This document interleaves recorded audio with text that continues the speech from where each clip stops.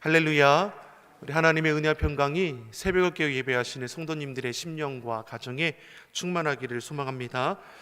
예수님께서는 인자가 온 것은 섬김을 받으려 함이 아니라 도리어 섬기려 하고 자기 목숨을 많은 사람의 대속물로 주려 함이라고 말씀하셨습니다. 예수님께서 이 땅에 오신 것은 하나님의 구원 계획을 이루시기에 오신 것이죠. 자, 그럼에도 어떻습니까? 주님을 온전히 구원주로 영접하는 자들도 있었지만 여전히 대립하며 거절하는 자들이 있었다라는 것이죠. 본문에 나오는 이 바리새인들, 서기관들은 바로 대립하며 어떻게 하면 예수 그리스도를 죽일까 모의하던 자들이었음을 우리가 알 수 있는 것이죠. 사실 이들도 구원의 대상이 되는 겁니다. 이들이 이와 같이 완악한 마음을 돌이켜서 예수님을 사모함으로 그 온전히 영접하였다면 그들의 결국이 달라지게 되었을 것입니다. 그런데 끝까지 저들은 돌이키기를 거절하는 것이고 예수님을 거부하는 것을 우리가 볼 수 있습니다. 그러기 예수님께서 한탄하시지 않습니까? 화 있을진저 외식하는 바리새인들과 서기관들이요. 자, 이들을 꾸중하는 것으로 끝내는 것입니까? 너희들의 잘못된 것을 돌이킬 수 있도록 주님께서 말씀을 주시는 것이죠. 그러면서 마태복음 23장 37절의 말씀을 보면 예루살렘아 예루살렘아 호소하며 안타까워하는 것을 우리가 볼 수 있습니다. 예수님이 얼마나 예루살렘을 사랑하셨고 이스라엘 백성들을 사랑하셨고 서기관들과 바리새인들을 구원하기 원하셨는지를 우리가 알 수 있는 것이죠. 이 외침은 무엇입니까? 끝까지 참으시고 기다리시는 예수 그리스도의 그 심정을 표현해 주는 것이고 또 그에 반해서 끝까지 완악한 저들의 모습을 또 대조하여 보여주는 것이죠. 돌이키지 않는 저들의 결국이 어떻게 되겠습니까? 마태복음 23장 38절의 말씀을 보면 보라 너희 집이 황폐하여 버림바 되리라. 죄를 꺾지 않으면 망하는 길로 갈 수밖에 없는 것이죠. 그리고 오늘 본문의 말씀이 이어지는 것이 무엇입니까? 1절과 2절의 말씀을 같이 한번 보겠습니다. 1절, 2절 같이 읽어보겠습니다. 예수께서 성전에서 나와서 가실 때에 제자들이 성전 건물들을 가리켜 보이려고 나오니 대답하여 가라사대 너희가 이 모든 것을 보지 못하느냐? 내가 진실로 너희에게 이르노니 돌 하나도 돌 위에 남지 않고 다 무너뜨리리라. 아멘. 1절 상반절에서 예수님께서 성전에서 나와 나가신다고 했습니다. 예수님께서 무엇입니까? 성전을 떠나시는 것이죠. 성전의 주인은 예수 그리스도이십니다. 성전의 주인 되시는 예수님께서 그곳을 지금 떠나고 계시죠. 예수님께서 떠나시는 장면을 보면 무엇입니까? 무슨 말씀을 하십니까? 내가 진실로 너에게 이르노니 돌 하나도 돌 위에 남지 않고 모두가 다 무너뜨리리라. 예수님의 그 아름다웠던 예루살렘 성전이 그 화려했던 도성이 돌 위에 돌 하나도 남지 않고 완전히 멸망하게 될 것을 지금 말씀해 주고 있는 것이죠. 그리고 실제로 주 70년 이스라엘 역사에 이러한 일들이 일어나게 되죠. 이스라엘이 완전히 무너지고 황폐케 되었다라는 것입니다. 지금 저들이 높은 자리에 있다라고 스스로 자랑하지 않습니까? 사람의 인정을 바라며 높은 자리에 앉기를 좋아하고 랍비라 칭함받기를 좋아하던 바리새인들 서기관들입니다. 죄를 꺾지 않으면 결국 무너질 수밖에 없음을 예수님은 말씀해 주고 계시죠. 이렇게 되는 이유가 어디 있습니까? 저들이 예수님을 거절했다라는 것이죠. 사랑하는 성도 여러분, 예수님이 떠나는 자리면 하나님의 영광도 떠나는 것이죠. 하나님의 거룩하심이 떠나고 그 보호하심이 떠나게 되는 것입니다. 언약의 축복이 떠나고 하나님의 은혜가 떠납니다. 하나님이 떠나시면 모든 것은 아무것도 아닌 것이죠. 예수님께서 저들을 거부하고 떠나시는 것입니까? 저들이 회개치 않고 돌이키지 않고 끝까지 물리치고 있죠. 빛 대신 예수님 앞에 자신들의 죄가 속속히 드러나면 죄된 자신들의 모습을 회개하며 돌아와야 할 것인데 도리어 그 죄를 감추기 위해서 예수님을 공격하고 죽임으로 자신의 죄를 덮고자 하는 것이죠. 그러한 것을 예수님께서 지금 떠나고 계시는 것입니다. 사랑하는 성도 여러분, 우리는 예수님을 우리 삶의 중심에 온전히 모시기를 간절히 소망합니다. 내 상황과 형편 때문에, 내 문제 때문에 자꾸만 주님을 밀어내는 것이 아니라 그럴수록 더욱더 주님을 환영하고 주님을 기뻐하며 주님을 감사함으로 고백하기를 예수님의 이름으로 소망합니다. 믿는 자의 삶은 세상의 가치와 기준에 매이는 것이 아니라 예수 그리스도께 붙들리는 삶이 되어야 할 것입니다. 그게 신앙생활 아니겠습니까? 주님이 나를 주장하여 주는 삶이 되어야 하는 것이지 내 삶에 주님을 맞추려고 해서는 안 되는 것이죠. 언제나 내가 주인 노릇하게 되면 우리의 믿음은 늘 제자리 걸음일 것입니다. 결국은 무엇입니까? 주님과 아무런 상관없는 삶으로 나아가게 될 것이죠.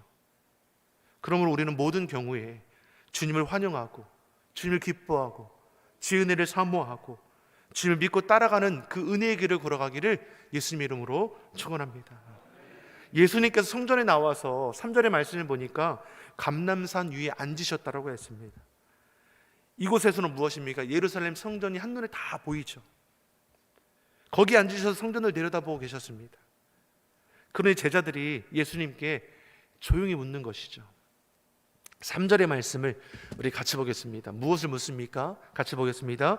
예수께서 감람산 위에 앉으셨을 때에 제자들이 종용이 와서 가로되 우리에게 이르소서 어느 때에 이런 일이 있겠사오며 또 주의 임하심과 세상 끝에는 무슨 징조가 있사오리이까. 앞서 예수님께서 성전을 떠나실 때 하신 말씀이 무엇이었습니까? 돌 하나도 돌 위에 남기지 않고 모두가 다 무너지리라, 이렇게 말씀하셨죠. 그래서 제자들이 예수님께 나와서 예수님, 그때가 언제입니까? 그날에는 무슨 징조가 있겠습니까? 때와 징조를 지금 묻고 있는 거죠. 이 예수님께서 오늘 본문 36절의 말씀을 보면 그러나 그날과 때는 아무도 모르나니 하늘의 천사들도 아들들도 모르고 오직 아버지만 아시느니라. 말세, 이 종말의 때를 하나님께서 감추어 두셨습니다.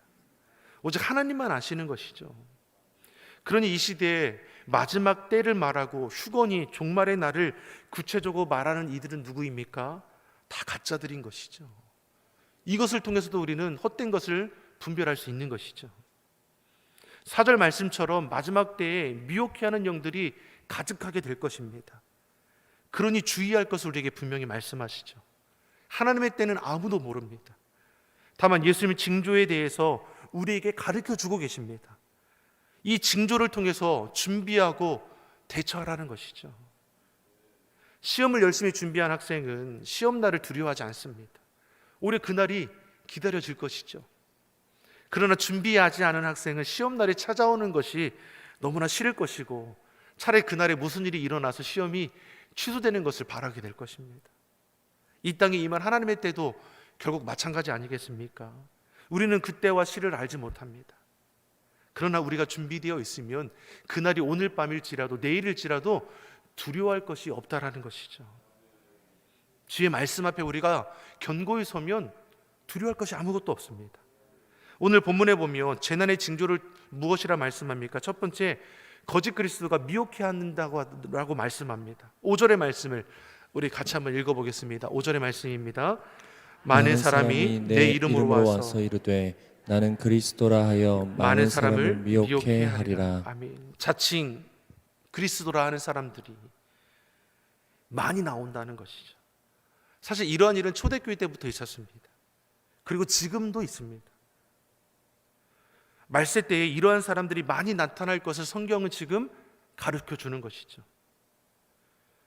그러나 문제는 이렇게 자칭 예수 그리스도라 말하는 사람들에게 미혹해 되는 일들이 생겨난다는 것입니다.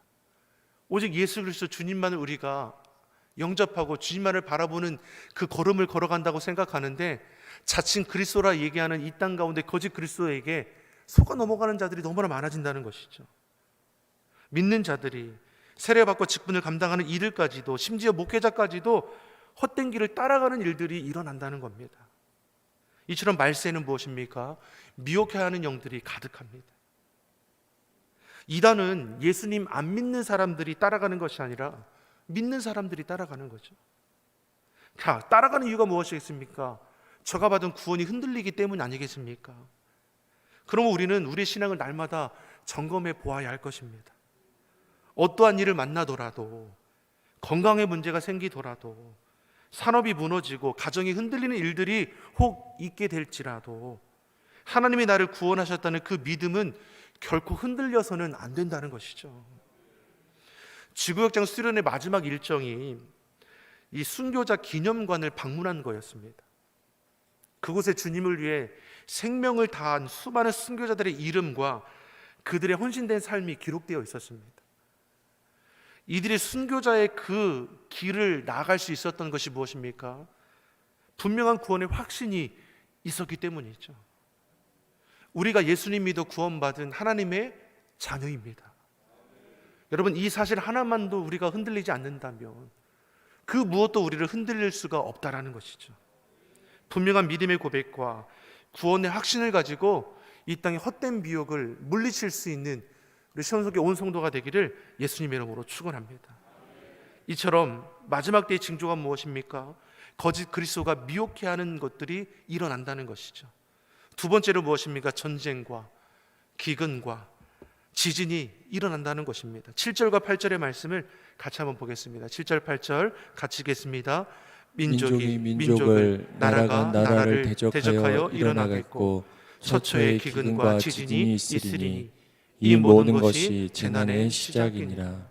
민족과 민족, 나라와 나라 간의 전쟁이 끊이지 않습니다. 곳곳에 지진이 일어나고 곳곳에서 기근으로 허덕이는 일들이 일어나게 됩니다. 갈수록 지진의 빈도도 많아지지 않습니까? 이때를 가리켜 성경의 이 말씀을 빗대어서 야, 정말 마지막 때가 다가오는가 보다 라고 말들을 하게 되는 것이죠. 각종 기상이변들, 자연재해들, 사람의 힘으로 감당하지 못할 어려움의 때들이 찾아오고 있다는 것입니다. 이 모든 것이 끝이 아니라 재난의 시작이라고 말씀하는 것이죠. 이때 우리가 할 것이 무엇입니까? 잠잠히 여호와 하나님을 바라는 것이죠. 주의 뜻을 구하는 것입니다. 내 생각으로 판단하고 내 제된 고집으로 행하여 나가는 것이 아니라 하나님께서 우리로 알게 하시고 우리가 행할 길을 깨달아 알게 하시고 그 길을 우리가 온전히 걸어갈 수 있기를 간절히 소망합니다. 이처럼 재난의 징조로 거짓 그리스도가 속속히 일어나고 전쟁과 기근과 지진이 일어나는 것을 볼 수 있고, 마지막 세 번째로 무엇입니까? 그리스도인들이 이 땅 가운데 미움을 받게 된다는 거죠. 9절의 말씀을 한번 같이 보겠습니다. 9절의 말씀 같이 읽어보겠습니다. 그때 사람들이 너희를 환난에 넘겨주겠으며 너희를 죽이리니 너희가 내 이름을 위하여 모든 민족에게 미움을 받으리라. 아멘. 예수님의 이름으로 인하여 미움을 받게 된다는 겁니다. 예수님 믿는다는 그 이유 때문에, 예수님을 따르고 증거한다는 그 이유 때문에 세상이 그리스도인들을 미워하게 된다는 것이죠. 물론 지금도 세계 곳곳에는 예수님 믿는다는 이유로 박해를 받고 잡혀가는 나라들이 있습니다. 근데 그날에는 무엇입니까? 더욱더 극심해질 것을 말씀하고 있습니다. 뿐만 아니라 10절 이하의 말씀을 보면 그때에 많은 사람들이, 믿는 자를 가리키는 것이죠, 시험에 빠져서 서로 잡아주고 서로 미워할 것을 말씀합니다. 이 마지막 때는 외부적인 핍박만 있는 것이 아니라 내부적인 어려움도 일어나게 된다는 것입니다. 믿음을 잃고 서로가 서로를 넘어뜨리고 고발하고 미워하는 일들이 우리 안에 일어나게 될 수 있다라고 말씀하는 것이죠. 동시에 거짓 선지자들이 득실거립니다. 기성교회를 무너뜨리기 위해 비판하고 믿는 자들을 충동질하는 일들이 일어나는 것이죠. 안팎으로 괴롭게 하는 일들이 그 마지막 때에 속속히 일어나게 될 것을 우리에게 말씀하는 것이죠. 그러니 믿는 자들이 마음을 같이하여 주의 뜻을 분별함으로 주의 뜻을 행하는 믿음의 공동체를 세워가게 될 줄 믿습니다. 주의 몸된 교회를 비판하는 것은 결코 주님을 기뻐하는 일들은 아니죠. 사단 마귀가 이런 행동들을 하지 않습니까? 헛된 것에 넘어지게 하여 주의 몸된 교회를 무너뜨리게 회방하는 일들이 일어나게 될 때 믿는 우리는 분별하여 주의 몸된 교회를 세워가는 일에 힘써 나가기를 간절히 소망합니다. 믿는 자들은 그럼에도 사랑하기를 소망합니다. 그럼에도 서로를 돌봐주어야 합니다. 모이면 기도하고 연약한 자를 위해 기도하고 주의 종들을 위해 기도하고 내가 할 수 있는 것으로 주의 몸된 교회를 섬김을 통하여 주의 뜻이 우리를 통하여 흘러갈 수 있도록 여러분 축복의 통로, 은혜의 통로가 되기를 간절히 소망합니다. 예수님께서 왜 믿는 우리에게 징조를 말씀해 주십니까? 징조를 알고 준비해서 그리스도 예수 마지막 때에 승리하라고 하라는 것이죠. 그러게 믿는 우리는 먼저 깨달아야 합니다. 기름등불을 준비한 신부처럼 정결하고 슬기로운 자로 서야 할 것입니다. 시대를 분별하여서 어려울 때일수록 더욱더 인내하는 믿음을 우리는 가져야 할 것입니다. 10절에서 13절의 말씀이 우리에게 뭘 말씀합니까? 우리 천천히 우리 같이 한번 읽어보겠습니다. 10절에서 13절의 말씀을 우리 같이 한번 읽겠습니다. 그때 많은 사람이 시험에 빠져 서로 잡아주고 서로 미워하겠으며 거짓 선지자가 많이 일어나 많은 사람을 미혹하게 하겠으며 불법이 성함으로 많은 사람의 사랑이 식어지리라. 그러나 끝까지 견디는 자는 구원을 얻으리라. 아멘. 그러나 끝까지 견디는 자는 구원을 얻으리라. 어려울 때 인내할 수 있는 것이 믿음이죠.